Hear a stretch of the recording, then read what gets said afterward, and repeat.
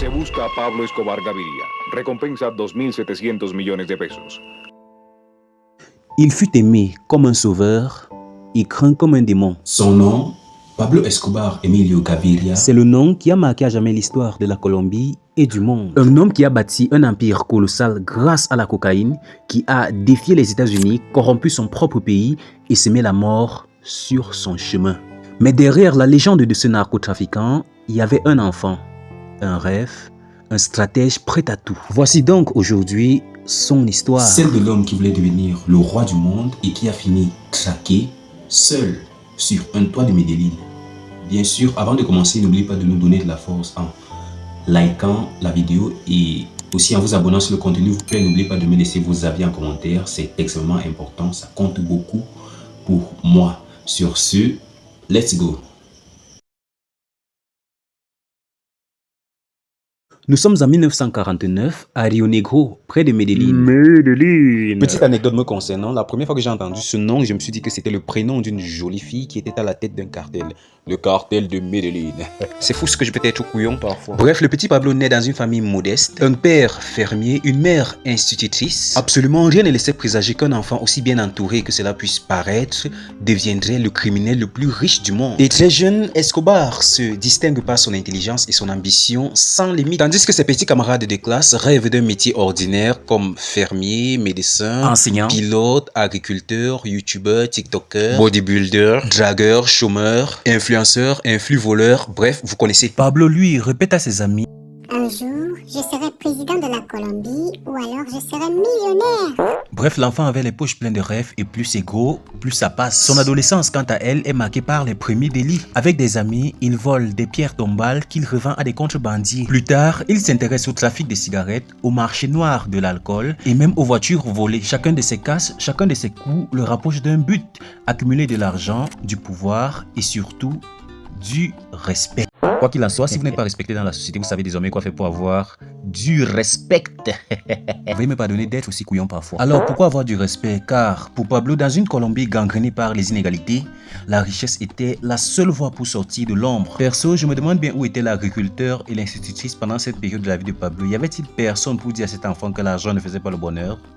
L'argent ne faisait pas le bonheur.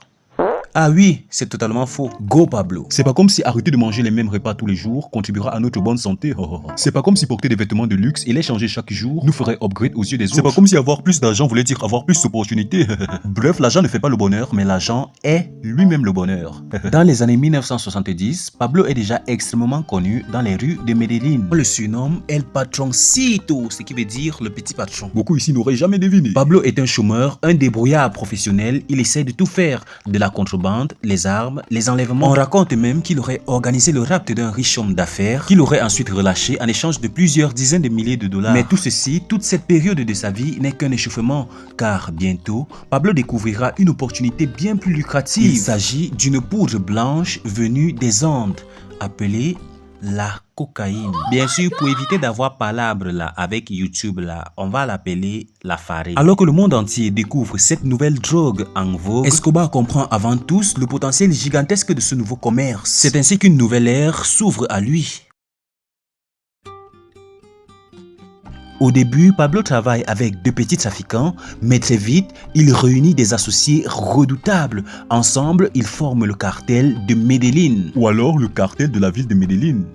Au cas où, juste pour ceux qui penseraient qu'il s'agit du nom d'une très jolie femme à la tête d'un cartel. Leur méthode est à la fois simple et implacable. Produire de la cocaïne en Colombie, la transporter par avion jusqu'aux États-Unis, puis la distribuer en masse. En quelques années seulement, ils inondent Miami, New York, Los Angeles. La cocaïne devient la drogue des célébrités, des stars, des clubs, des élites. Pendant cette période de sa vie, l'argent coule à flot. Escobar ne compte plus ses billets. Chaque mois, il engrange plus de 400 millions de dollars. Forbes, qui est l'un des magazines les plus connus au monde, le classe parmi les hommes les plus riches du monde entier. Un peu comme ils le feront plus tard avec un certain El Chapo. La vidéo est juste là, disponible sur la chaîne. Mais ce qui frappe encore plus, c'est la logistique d'Escobar. Des avions, des laboratoires cachés dans la jungle, des pistes clandestines, des sous-marins. Pablo Escobar a transformé un simple trafic de drogue en une multinationale criminelle. Au milieu des années 80, Pablo Escobar est au sommet.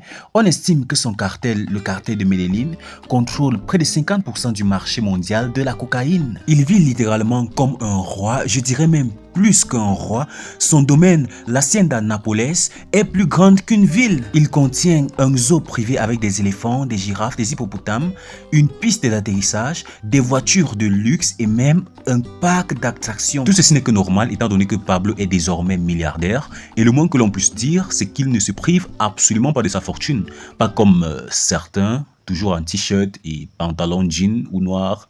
Bref. Souvenez-vous que la balle perdue n'est pas cadrée. Chaque jour, pendant que ses avions déversent des tonnes de cocaïne aux États-Unis, chaque semaine, Escobar, quant à lui, doit se débarrasser des millions de dollars tellement nombreux qu'il en enterre une partie dans la terre. Comme vous pouvez le constater, le gars ne sait absolument plus quoi faire de son argent. Argent gagné légalement, bien sûr, en vendant un peu de farine aux Américains. Et pourtant, malgré sa fortune, Escobar garde un lien très fort avec les rues de Medellín. Il construit des terrains de foot, il finance des logements sociaux, il distribue de l'argent aux plus pauvres. Et nombreux sont ceux qui commencent à l'appeler El Patron del Pueblo, ce qui signifie littéralement le patron du peuple. Beaucoup ici n'auraient jamais pu traduire cette appellation complexe. Merci de ne pas me remercier pour ça. Pour les habitants des barrios, les quartiers pauvres de Medellín, Escobar est un héros. Quand l'État colombien les oubliait, Escobar leur construisait des maisons. Quand la faim les frappait, Escobar leur donnait à manger. Cette stratégie lui offrait bien plus qu'une popularité.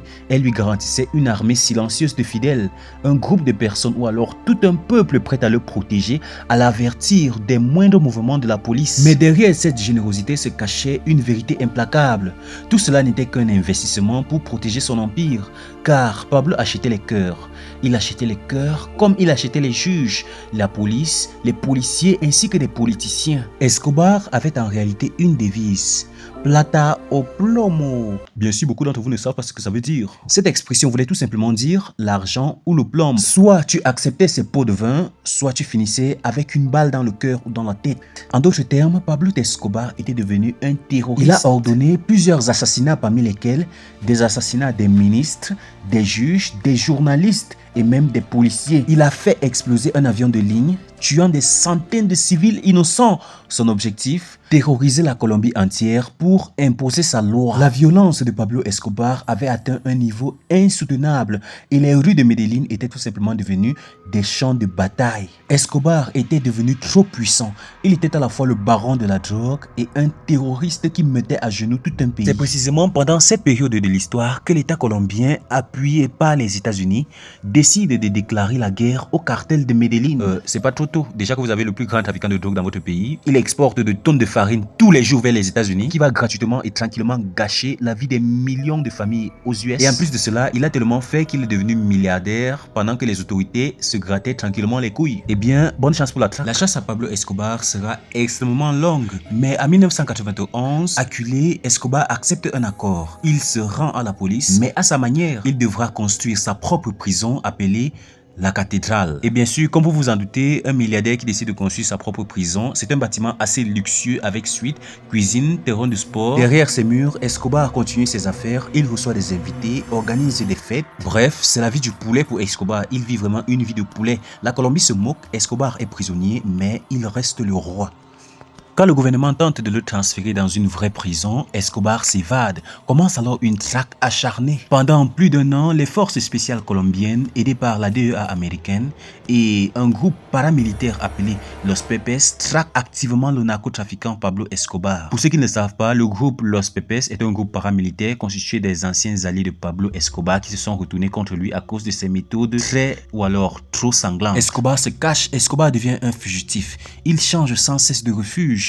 Mais peu à peu, il perd tout, son argent, ses alliés et même la loyauté du peuple. Le 2 décembre 1993, jour de son 44e anniversaire, Escobar est localisé dans un quartier de Medellín. Ce jour-là, une fusillade éclate entre Escobar et les autorités. Le narcotrafiquant essaie tant bien que mal de fuir par le toit d'un immeuble, mais il est abattu d'une balle. La photo du corps d'Escobar gisant dans la rue de Medellín fait le tour du monde. Le roi est mort. Medellín respire à nouveau, du moins pour un temps.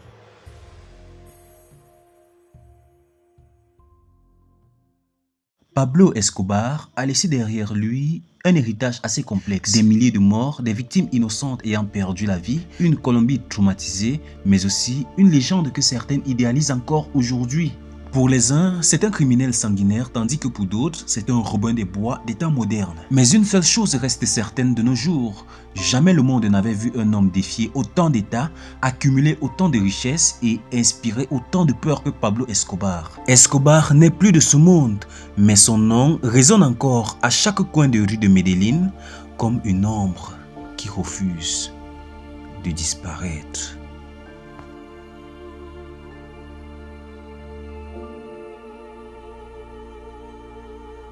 Cette histoire arrive à son terme. J'espère qu'elle vous aura plu. D'ailleurs, si c'est le cas, n'oubliez pas le like, l'abonnement et de partager. N'oubliez surtout pas de me laisser également vos avis en commentaire.